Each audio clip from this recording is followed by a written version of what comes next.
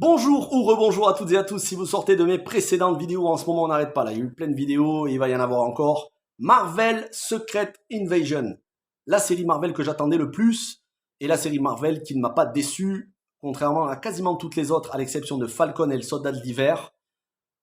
C'est une critique, ça va être difficile de ne pas spoiler sur cette critique. Je vais essayer de faire une petite partie sans spoilers. C'est une série très premier degré qui prend tout au sérieux. Il n'y a pas d'humour. Ça, c'est pour moi le plus gros point fort de la série, contrairement à... De toute façon, je vais vous dire.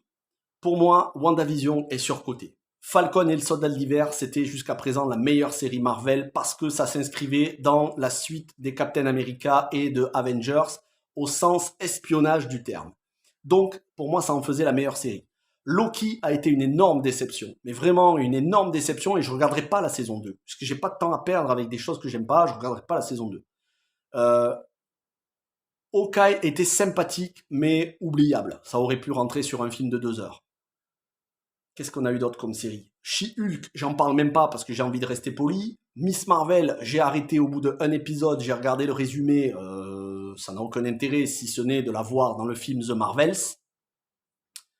Et il doit y avoir une série au milieu que j'ai oublié, il y avait Marvel What If qui était sympathique, sans plus, avec quelques épisodes nuls à cause de l'humour de Tom Holland, toujours pareil. Et enfin, ce Marvel Secret Invasion qui prend tout au premier degré avec le retour ultra charismatique de Nick Fury qu'on n'avait pas vu depuis Avengers Endgame.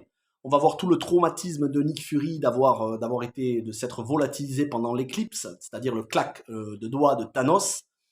Pourquoi il revient? L'intrigue est centrée sur les Skrulls qui peuvent prendre l'apparence de n'importe qui dans notre société. Et surtout, c'est la digne suite de Captain Marvel. Quand je dis digne suite, c'est très largement supérieur à Marvel, mais on parle c'est largement supérieur à Captain Marvel, mais on parle de Captain Marvel, on parle des Skrulls et des Kree, et on retrouve des personnages comme Talos, que l'on avait dans Captain Marvel.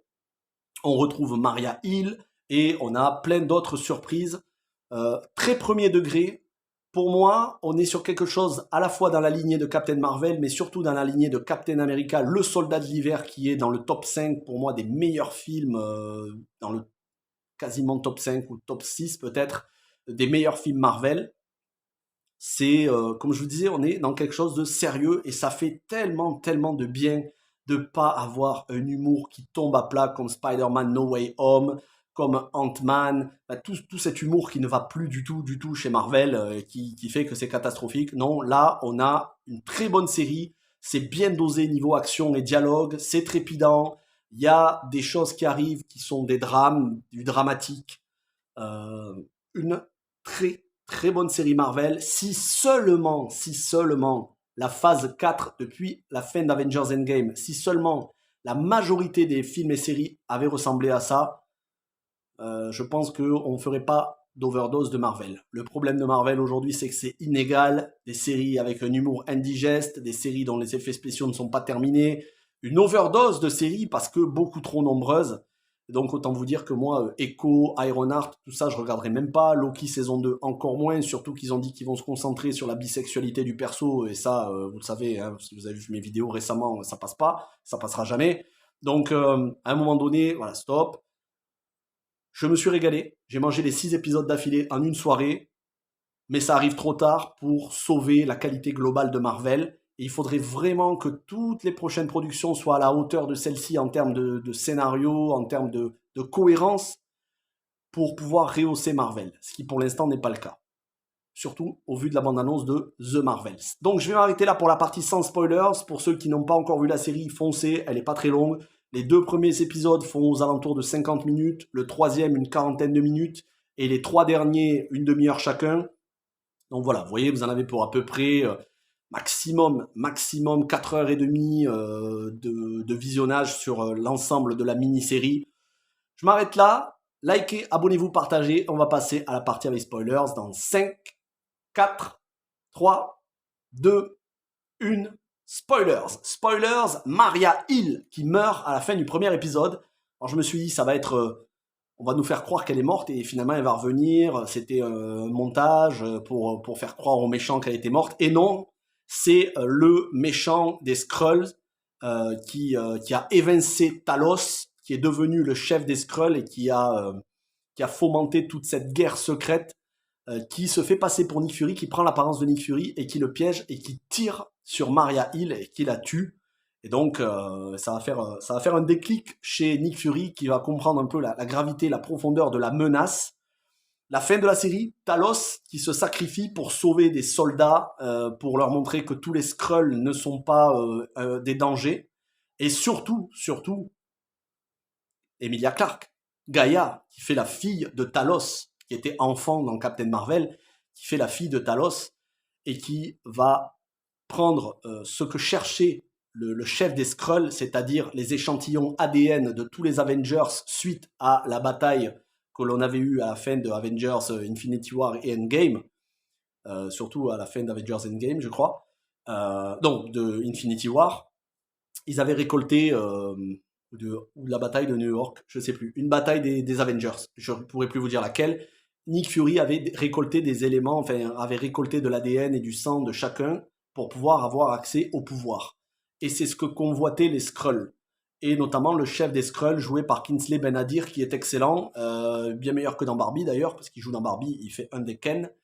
Et Emilia Clarke, elle va s'injecter ce produit et parce qu'elle elle était manipulée, elle pensait que les humains les rejetaient, et donc elle s'était engagée aux côtés du chef des Skrulls, et je ne sais plus comment il s'appelle d'ailleurs, et finalement elle va en l'honneur de son père qui est mort, et elle a compris que son père avait la bonne façon de penser, elle a compris que son père était idéaliste, et qu'il était vraiment pour tendre la main aux humains et pour s'intégrer avec eux.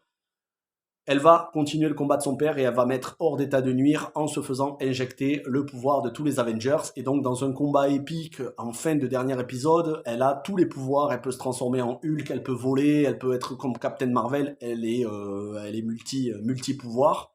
Et donc elle va éclater le chef des Skrulls. Et elle va rester sur Terre avec Samuel L. Jackson qui maintenant sait qu'il a quelqu'un sur qui il peut compter pour les défendre, mais elle va être recrutée par Olivia Colman qui travaille pour les services britanniques. Olivia Colman qui se prépare pour Avengers Secret Wars qui sera centré sur les Skrulls, et donc nul doute qu'on reverra Emilia Clarke à l'avenir, et notamment très probablement dans Avengers, soit Kang Dynasty, soit Secret Wars, soit les deux. À mon avis, elle va être une sorte de Thunderbolt, mais pour le gouvernement britannique. Mais en tout cas, voilà, elle est toujours fidèle à Nick Fury, elle n'est pas anti-Avengers, au contraire, elle est pour combattre les menaces qui voudraient anéantir la Terre. C'était passionnant, les acteurs jouent super bien, et puis à la fin, on a Nick Fury qui repart dans l'espace avec sa femme, on apprend qu'il a une femme, et on apprend que c'est une Skrull, elle aussi, donc une métamorphe. Et au final, il lui dit moi, je t'aime, mais aussi sous ta vraie apparence. Donc, il s'embrasse, elle, avec son visage de Skrull, et lui, c'est Nick Fury. Bon, voilà, c'est tolérance entre les espèces, petit message de tolérance, c'est pas gênant. Et ils partent tous les deux dans l'espace pour continuer le programme de protection en vue des guerres secrètes qu'il y aura dans les prochains Avengers. Voilà, Marvel Secret Invasion, c'était de la qualité, pas comme la majorité des autres séries qui, moi, m'insupportent. Surtout quand je viens d'apprendre que dans, apparemment, Agatha, Coven of Chaos, ils veulent faire d'Agatha une bisexuelle parce que le wokisme. Autant vous dire que voilà, Marvel à l'avenir, il y a très peu de chances que je continue. Mais si seulement on avait eu la qualité depuis le début de la phase 4, si seulement on avait eu la qualité de Secret Invasion. Mais vous le voyez, hein, ça commence à marcher de moins en moins. D'ailleurs, cette série Marvel a été très peu suivie. Hein. De toute façon, on avait commencé avec des scores importants sur WandaVision, et petit à petit, les gens s'en désintéressent parce que ils en ont marre de la qualité médiocre. Et même quand tu as une bonne série, malheureusement, elle pâtit de la qualité médiocre des autres séries. Donc c'est une très bonne série, mais qui arrive trop tard chez Marvel. Il faut vraiment qu'ils continuent, que ce soit Secret Invasion, on va dire, le maître étalon en termes de qualité, mais ça m'étonnerait. Ça m'étonnerait qu'on continue sur des choses aussi sérieuses. Ils vont favoriser toujours un humour débile. Et bon, c'est leur problème, c'est pas le mien. En tout cas, j'ai bien aimé cette série, je vous la recommande. N'hésitez pas à liker, vous abonner, partager. Portez-vous bien, à très vite. Ciao tout le monde.